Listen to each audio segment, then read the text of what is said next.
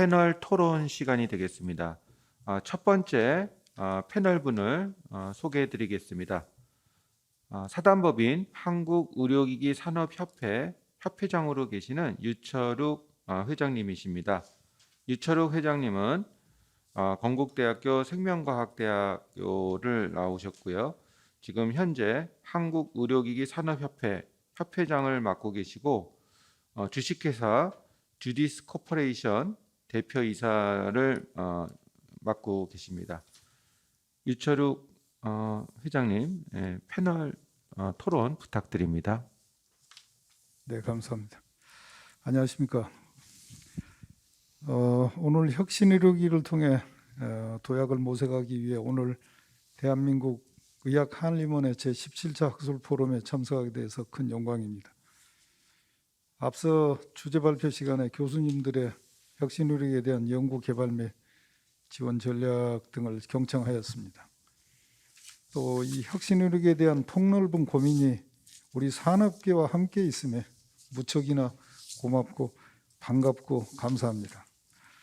우리 산업계는 이 앞서 말씀드린 교수님들의 말씀 외에 실질적인 혁신의료기에 대한 지원이 절실한 시점에서 세부적인 한 3가지 정도 방안을 전달해 보고자 합니다.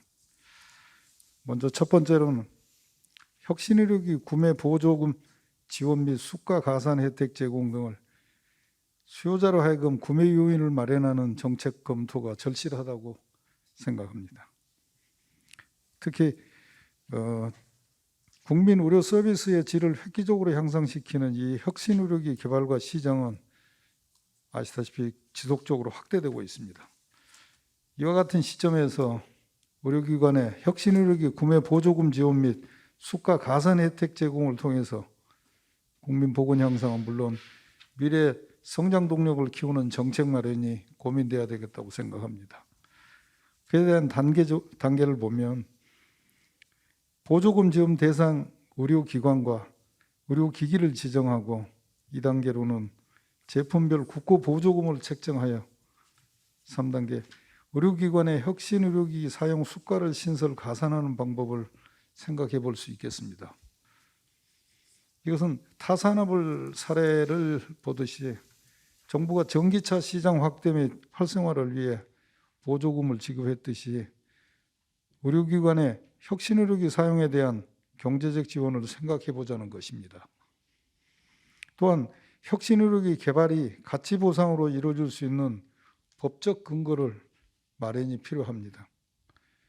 특히 인공지능이나 3D 프린팅, 로봇과 같은 첨단 기술을 적용한 혁신 의료기 개발이 가속화되고 있으나 현실적으로 경제적 보상이 미흡한 상황입니다. 또 기존 의료 행위의 치료 효과, 환자 편익이나 시술자 편의성 등을 충분히 향상시키고 있으나 대상 목적 방법이 유사하다는 사유로 기존 기술로 평가하고 있으며 또 기존 기술로 평가된 경우 새로운 기술이 반영된 의료기기가 사용됨에도 불구하고 수가에 혁신의료기에 대한 가치가 전혀 반영되지 않는 상황입니다. 특히 재활용 로봇이나 AI 기반 진단 보조 장치 등이 대표적인 사례입니다. 그렇지만 바이오헬스 분야에 함께 속해 있는 의약품과의 지원 범위 형평성에서도 차이가 있습니다. 혁신의료기 개발 가치 보상 근거를 마련하기 위해서는 제약산업 육성 지원에 관한 특별법에는 규정이 되어 있으나 우리 의료기기 산업 육성 혁신의료기 지원법에는 제외가 되어 있는 건강보험 급여 우대에 대한 사항을 포함하는 법률 개정이 필요하다고 보입니다. 두 번째로는 혁신의료기 경쟁력을 유지하기 위해서 임상자료 확보 지원이 의료계와 함께 고민이 돼야 되겠습니다. CE 인증이 필수적인 유럽 시장과 국가 인증 시 CE를 참조하는 중동이나 중남미 국가들을 포함한다면 전 세계 시장의 약 5에서 60%가 영향을 받고 있습니다. CE 영향을 받고 있습니다. 특히 유럽 MDR이 시행 이후에 국내 혁신의료기 제조업체의 수출 경쟁력 확보를 위해서도 시판 후 임상자료 확보 지원 방안이 요구됩니다. 특히 MDR이 임상시험 대상을 강화하면서 클래스 3나 이식형 의료기기 같은 경우에는 최초 허가 시 임상평가 자료인 CER을 제출을 하였더라도 실제 임상을 하지 않은 경우에는 시판 후 임상조사를 의무적으로 제출하라는 조항이 들어가 있습니다. 그래서 혁신의료기에 대한 임상시험 비용이나 환자 개인정보 제공 제한, 또 의뢰자 주도 임상에 대한 건강보험 요양급여 적용 불가 등의 이런 애로사항들이 해소를 위해서 지원 정책이 마련이 돼야 되겠습니다. 그에 대한 단계로, 첫 번째 단계로는 해소 단계로 실제적인 임상시험 지원 사업 확대와 함께 국내 요양급여 기등 제품에 대한 사후 임상 정보 활용할 수 있는 규제 개선이 필요하다고 생각을 합니다. 끝으로 혁신의료기 내수 시장 확보를 위해 국내 의료기관과 산업계를 연계하는 사업이 지속 발굴돼야 되겠습니다. 혁신형 의료기기 기업 내 R&D 센터란 교육센터, 협약 체계를 통해서 교육 장소 및 시설 임대를 하고 특히 공공성을 갖고 있는 오픈 트레이닝 센터 운영을 제안해 볼 수 있겠습니다. 의료진은 제품 평가 자문을 제공하시고 또 훈련, 모의수술, 성능평가, 교육 훈련을 제공받는 상호 협력 체제가 될 것이라고 생각을 합니다. 이 역시 의료기기 산업 육성 및 혁신의료기 지원법에 분명히 지원을 받을 32조에 근거한 정부 예산을 지원을 받을 수 있는 근거가 되어 있다고 생각합니다. 또한 의학회와 연계해서 사용자의 사용 경험 공유 및 제품 개선 사항에 논의를 할 수 있도록 혁신의료기 사용 설명회 및 심포지엄을 개최하는 방안도 있을 겁니다. 이로 인해서 의료인의 혁신의료기에 대한 신뢰성 향상으로 기업과 지속적인 연구개발 네트워크가 구축되면 물론 보다 확대되는 기회가 있을 거라고 생각을 합니다. 이상 세 가지 말씀드렸습니다. 네, 유철욱 회장님 좋은 말씀 감사합니다. 전체적으로 아마 혁신 의료기기가 개발 이후에 실질적으로 구매가 이루어지고 사업화가 이루어지기 위해서는 구매자가 구입을 해야 되는데 이럴 때 우리나라의 그 단일 의료보험 체계 때문에 수가에 반영된다든지 보조금 지원 이런 부분이 또 필요하다는 말씀, 그리고 또 혁신 의료기기로 이제 식약처 허가를 받을 때 임상 자료를 요청을 하는데 그럴 때 이제 실증 지원 이런 부분, 그리고 혁신 의료기기가 아무래도 이제 생소할 수 있는 좀 첨단 이런 의료기기인 부분이 있기 때문에 R&D 부분과 또 교육, 훈련 이런 센터를 구축하는 것이 좋겠다는 그런 말씀을 해주셨습니다. 예, 좋은 말씀 굉장히 감사드립니다. 두 번째 패널입니다. 두 번째 패널 분은 한국일보 의학 전문 기자로 계신 권대희 기자님입니다. 권대희 기자님은 서울대학교 정치학과와 대학원 학석사를 하셨습니다. 그동안 한국일보에서 정치, 경제, 사회, 국제, 문화부 등 28년 동안 언론 기자로서 활동을 하셨고 한국과학기자협회 부회장을 역임하셨습니다. 권대희 기자님, 토론 부탁드립니다. 이 자리에 참석해 주신 것에 대해서 먼저 감사 말씀드립니다. 저는 오늘 발표하신 분들이 지금 방금 우리 유철욱 회장님까지 의료기기 쪽 전문가들의 말씀인데 저는 상대적으로 조금 이제 스페셜리스트보다도 좀 제너럴한 입장에서 제가 조금 이 코멘트를 하는 게 좀 좋지 않겠나 이런 생각을 하고, 게다가 또 제가 언론인 입장으로서 이 전문가들의 논의를 일반인들에게 조금 더 인식을 제고함으로써 동의를 많이 이끌어내야지 정부의 정책 결정이나 이런 면에서 더 많은 지지와 협력을 이끌어낼 수 있다고 생각합니다. 그런 면에서 제가 크게 한 세 가지 정도로 오늘 발표에 대해서 생각을 해봤는데요. 먼저 오늘 발표하셨다시피 이 정부가 2020년 5월에 의료기기 산업 육성 및 혁신 의료기기 지원법 제정함으로써 이런 의료기기 혁신에 대해서 첫 발을 크게 내딛었다고 볼 수 있고 지금까지 발표하신 대로 1조 2천억에 가까운 지원을 해서 다양한 의료기기가 개발될 수 있는 단초를 마련한 건 사실입니다. 다만 그럼에도 불구하고 아직까지는 물론 올해 2022년이니까 2년이 채 조금 2년하고 한 2달 정도 모자란 시점인데요. 그럼에도 불구하고 아직 눈에 띌 만한 그 가시적인 성과가 이루어졌는지는 제가 좀 과문했는지 모르지만 아직 그렇게 느껴지지 않고 있는 것도 또한 현실이라 안 해야 할 수 없습니다. 그래서 일부에서는 이 혁신 의료기기 지원법이 아직까지는 뭐 스타트업에게 지원하는 이런 스타트업의 홍수만 야기한 거 아니냐 이런 아주 야박한 평가도 없지 않은 것이 사실입니다.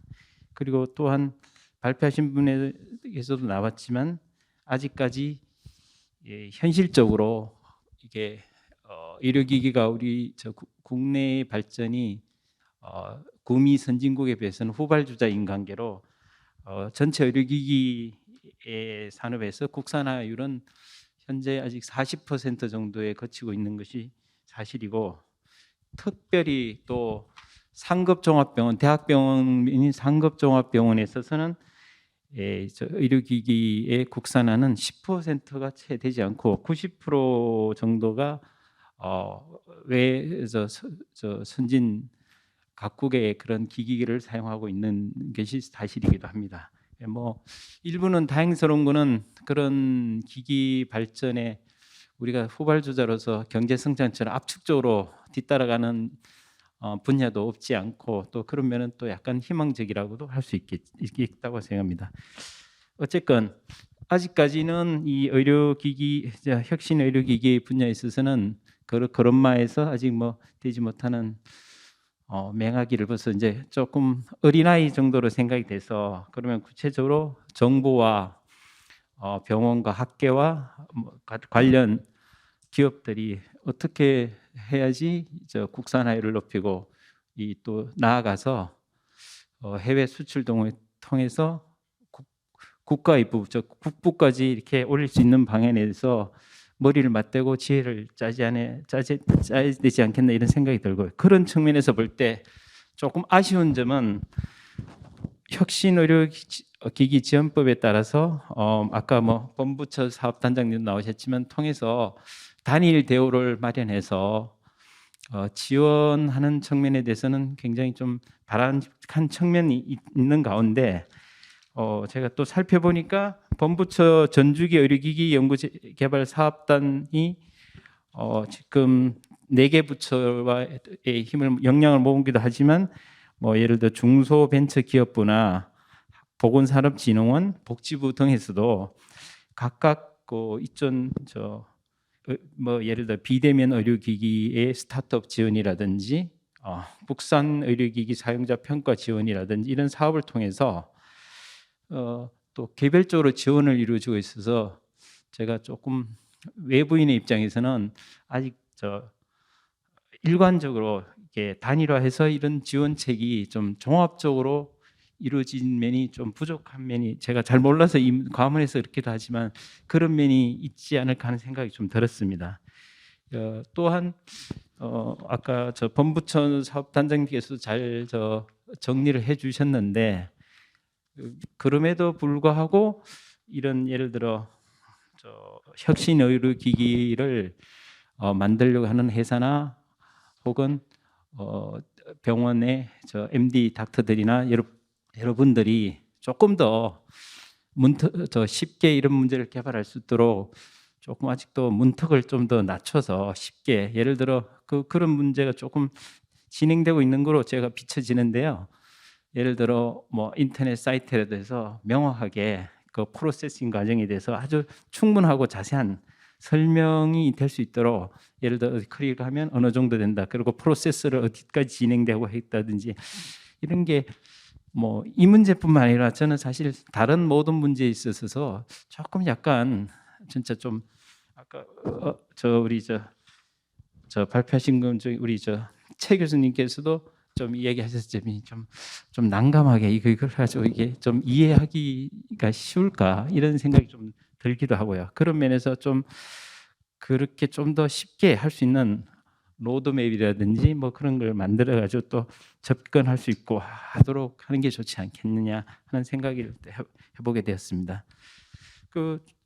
두 번째는 아까 제가 앞부분에서 또 말씀하신 것과 마찬가지인데 혁신 의료기기를 개발했다 하더라도 이걸 현장에서 의료 현장에서 구체적으로 또 사용할 수 있도록 이런 노력이 돼야 되는데 일단 아직까지는 국내 제품에 대한 약간 불신이라고 할까 그런 게 좀 남아 있는 것이 또한 사실이고 외국이라고 하면 해서 외국 제품에 대해서 좀 선호하는 건 사실이고 제가 제 이야기 저 주변의 이야기를 들어보면 국내에서 허가를 받아서 판매하기보다도 오히려 미국 등 뭐 FDA 이런 승인을 거쳐서 역으로 미국 제품을 만들어서 국내에 수입하게 해서 팔고 있는 그런 사례도 제가 알고 뭐 제 바로 주위에 있는 분 중에 한 분이 또 그렇게 함으로써 한 분도 있습니다. 왜 그렇게 하느냐 했더니 국내의 허가 기준이 미국보다 오히려 더 까다롭고 문턱도 높고 뭐 제가 방금 말씀드린 그런 여러 가지 문제 때문으로 생각이 되는데 높고 좀 어떻게 말하면 요새 단어를 하면 크리스탈 클리어하게 투명하게 뭐 움직이는 게 미국보다는 조금 더 부족하지 않냐 뭐 이런 생각이 들게끔 하는 과정은 있는 것은 또 사실입니다. 그건 뭐 현실적으로 해서 예를 들어 의료기기 부분이 아니고 다른 부분에 있어서 뭐 수출 기업 같은 경우는 코트라 이런 걸 통해서 적극적 지원하듯이 의료기기에서도 좀 이런 문제에 대해서 좀 이렇게 보모처럼 돌봐주는 그런 좀 담당하는 사람이 있는다든지 해서 적극적으로 이런 스타트업이라든지 관련 기업에 개발할 수 있도록 쉽게 접근하는 그런 방법을 좀 고민해야 되지 않냐 이런 생각을 하게 됩니다. 뭐 또 예를 들어 또 큰 문제는 아까 여러분이 지적하다시피 비록 혁신 의료기기를 만들었다 하더라도 현 의료보험 체계상 어떻게 의료보험 적용이 안 되는 경우가 대부분이고 뭐 예를 들면 제가 취재병원에 알았는데 뭐 특정 회사를 제가 말씀드린 그래서 하는데 어떤 회사에서 유방암 AI 인공지능 진단 보조 솔루션 같은 걸 개발하고 현장에서 아마 지금 대학병원에서 현장에서 실제적으로 사용도 하고 의사와 함께 하고 그 진단의 정확도도 보니까 뭐 어느 수준이냐고 했더니 뭐 쉽게 말해서 똑똑한 한 펠로 수준, 전임의 수준 정도로 발전해서 상당히 유용성 있다고 평가하는 곳도 있습니다. 근데 그렇지만 이렇게 해도 뭐 의료보험 체계가 없기 때문에 병원으로서는 전혀 아까 개발해도 영업이익이 제로가 된다고 하는데 말씀하셨듯이 개발해도 개발 이익이 나오지 않고 이런 현실이기 때문에 이건 다만 만드는 것뿐만 아니라 의료보험 체계와도 좀 연계해서 이 문제점에 대해서 좀 살펴봐야 되지 않냐. 그런 면에서 2020년 5월달에 만든 혁신기 의료기기 지원법에 대해서 여기에 약간은 맹점이지 않나 이런 생각이 듭니다. 그렇게 해야지 뭐 이런 혁신 의료기기를 만들어서 이것이 소위 말해서 돈이 돼야지 또 더 적극적으로 개발하고 병원 입장에서도 상당한 비용에 들여서 의료기기를 했는데 거기에 대해서 전혀 투여된 비용 기기에 대해서 비용 해소가 안 되는 상태에서는 일부 이제 여유 있는 상급종합병원에서는 실험적으로는 할 수 있지만 그렇지 못한 데는 전혀 이루어지지 않고 아까 발표하신 내용 중에 예를 들어 인공지능 뭐 저기 그 저게 AI 헬스 IBM 왓슨 헬스라고 하는 거는 저도 뭐 그 당시에 사실은 저 길병원에서 기사 들었을 때 기사는 썼지만 안 될 거라는 거는 명확한 사실이 있습니다. 왜냐하면 저 메이저 병원에서 안 쓰는 이유는 당연합니다. 이게 속된 말로 병원의 저 재정에 마이너스가 되는 일을 하지 않고 다만 코어 빅5라는 코어 대학병원에서는 못하니까 페리프리인 다른 병원에서 오히려 홍보 효과를 위해서 오히려 들여오지 않나 이런 생각이 들여올 당시부터 느꼈습니다. 이게 아까 말씀하신 대로 실패를 할 것은 뭐 시간의 문제였지 당연한 건데 그런 문제를 모르고 하지는 않을 거라고 저는 생각합니다. 그런 뜻에서 저 뭐 마지막으로 제가 하나 더 말씀드린 거는 이런 저 혁신 의료 기기를 더 많이 개발하고 또 국민에게 보급하고 이를 통해서 내셔널 웨스를 더 크게 국가의 부를 높이자는 이런 거는 큰 뜻은 사실 박수 칠 만한 일인데 현실적으로 그렇게 성과를 못 내고 있는 것은 국민과 함께 호흡하고 국민과 함께 동의해가는 그런 이런 걸 하지 못해서 상당히 이제 적극적으로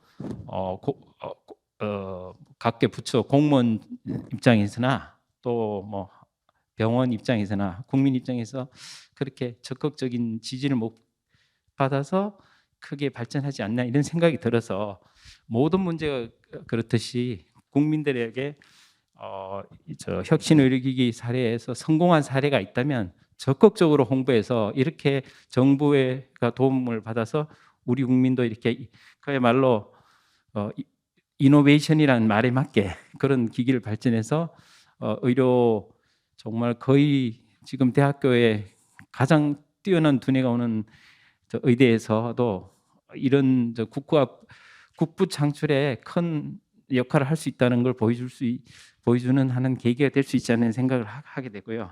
그러면서 좀 적극적인 홍보가 필요하지 않나 이런 생각을 또 합니다. 뭐 다양한 문제 있고 뭐 또 제가 저 첨언해서 뭐 다행히 좀 이런 오늘 같은 저 포럼이 조금 더 일찍 나서 대선 전국에서 좀 하기 전에 이야기돼서 있어 그 대선에 출마한 후보들 진영에서 이런 얘기가 조금 더 기에 들어와서 그 국가 정책 개발이나 발전에 조금 보탬이 되었으면 더 낫지 않나. 늦었지만 그럼에도 불구하고 이런 역시 우리 그 나라가 발전하는 과학기술 특히 뭐 분야에서 발전 없이는 나라의 발전이 쉽지 않을 거라 생각합니다.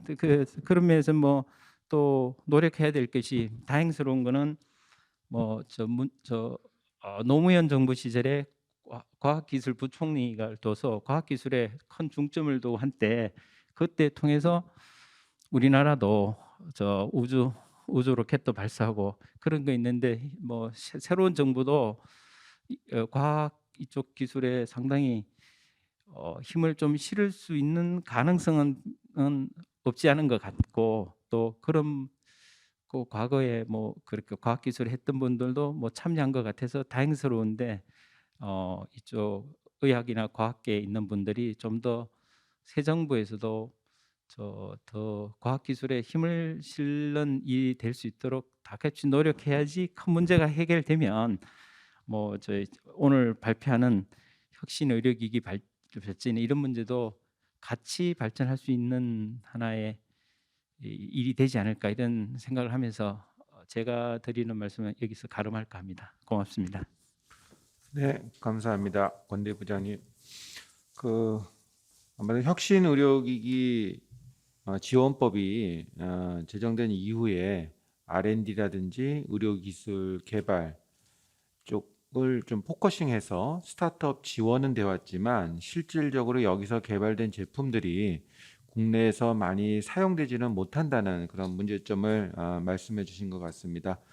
여기에는 뭐 여러 가지 이제 정부 규제라든지 인허가 부분도 있지만 실제 사용자분들이 국산 의료기기에 대한 신뢰 이런 부분도 같이 좀 개선이 되어야 되겠다는 그런 말씀이신 것 같습니다. 예, 감사합니다. 다음 마지막 패널 토론 시간이 되겠습니다. 마지막 패널은 윤홍철 주식회사 아이오바이오 대표이사입니다. 윤홍철 대표님은 연세대학교 치과대학 학사, 그다음에 치과보철학 석박사를 하셨습니다.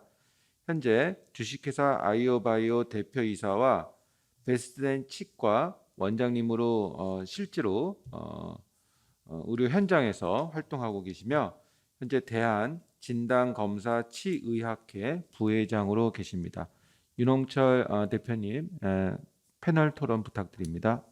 예, 소개 감사드립니다.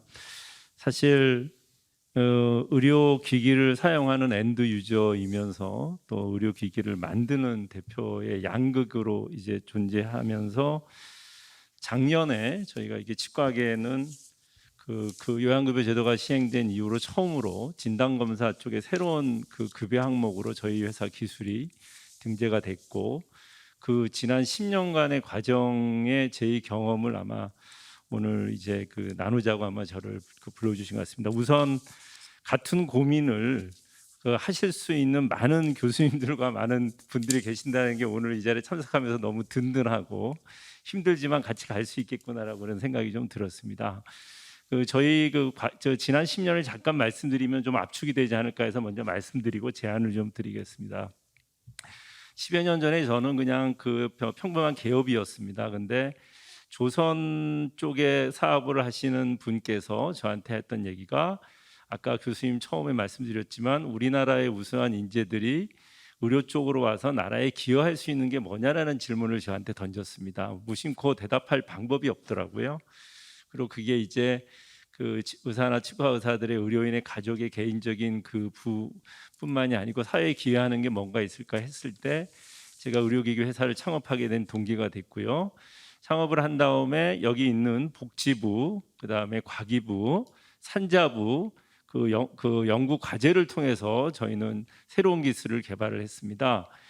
저희는 입안에 있는 그 세균의 형광을 디텍션해서 그걸 통해 갖고 치아에 있는 질환을 비방사성적인 영상 방법으로 진단하는 방법인데 세계 최초입니다.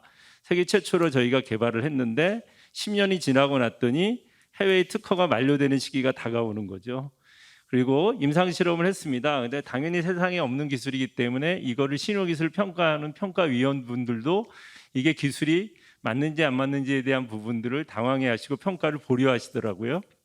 그래서 좀 더 많은 임상 실험을 하라 그랬을 때 사실 스타트업으로서 임상 실험 비용이 없었습니다. 근데 보건산업진흥원에서 우리나라 그 의료기 발전을 하기 위한 특별 지원 과제에 응모해서 그걸 갖고 저희가 임상 실험을 해서 실은 2번의 실패를 거쳐서 5년 만에 한 3년 전에 신호기술 통과했습니다. 그리고 저는 신호기술 통과되면 모든 게 끝날 줄 알았는데 다음에 심평원에 가서 요양급여 이제 실은 신청을 하고 기다렸죠. 그러니까 교수님 말씀하신 것처럼 심평원에서는 의료 기술 자체의 어떤 유효성과 안정성보다는 재정의 효율성에 대한 걸 평가를 하는데 저희 기술은 써본 적도 없는 거잖아요. 다른 데 카피한 게 아니고 저희가 처음으로 만든 거기 때문에 그래서 경제성을 판단할 방법이 없지 않습니까?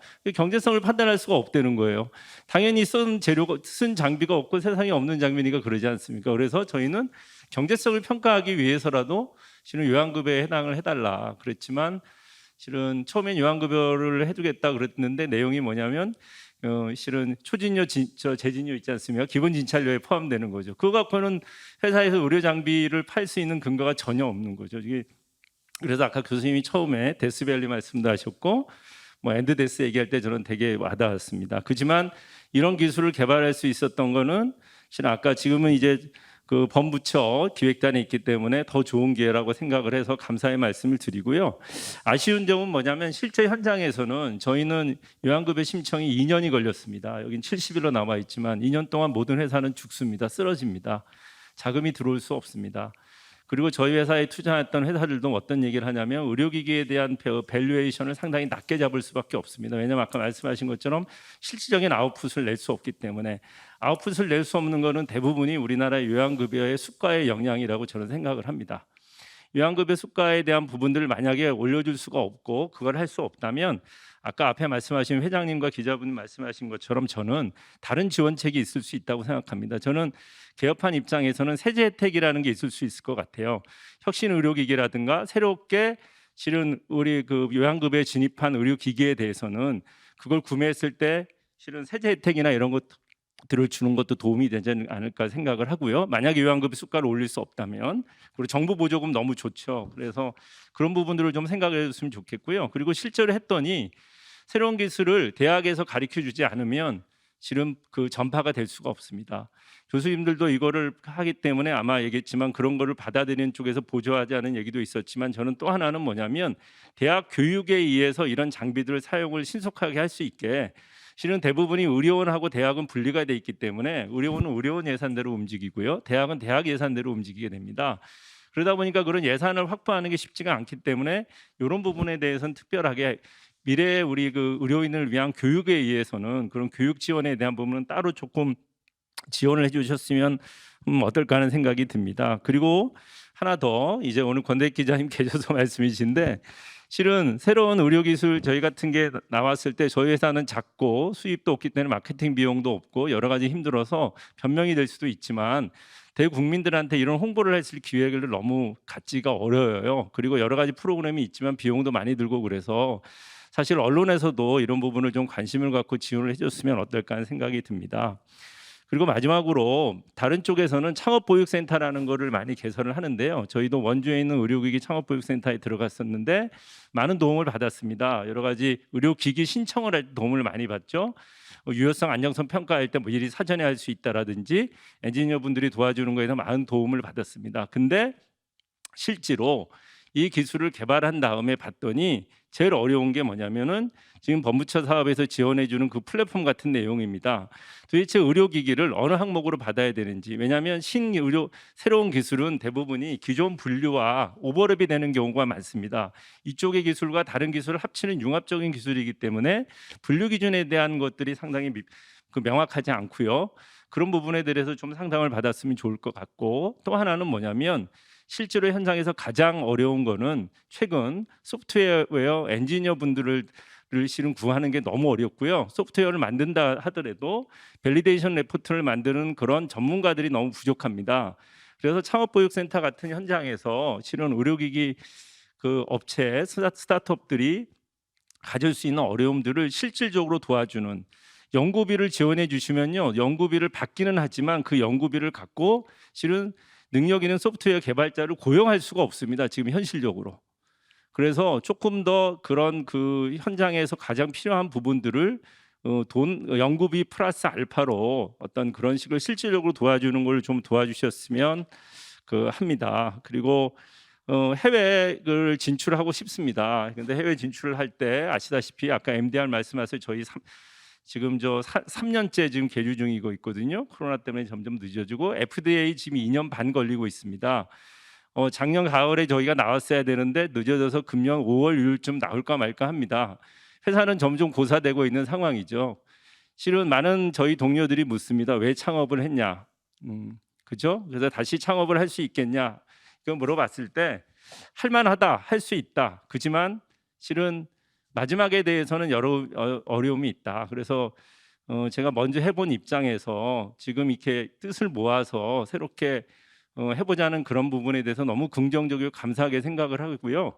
조금 더 디테일한 부분에 대한 부분, 앞쪽에 R&D뿐만이 아니고 성공한 신호기술을 통과하고 요양급여까지 진입했다고 끝이 아니고 그 사람들을 조금 더 인큐베이팅 해주는 후 단위에서의 지원이 조금 더 필요하지 않을까. 왜냐하면 우리나라의 의료기기, 저는 치과에 있지만 실은 임플란트라는 게 큰 의료기기 회사로 성장을 했지만 사실 소모품입니다. 그렇죠?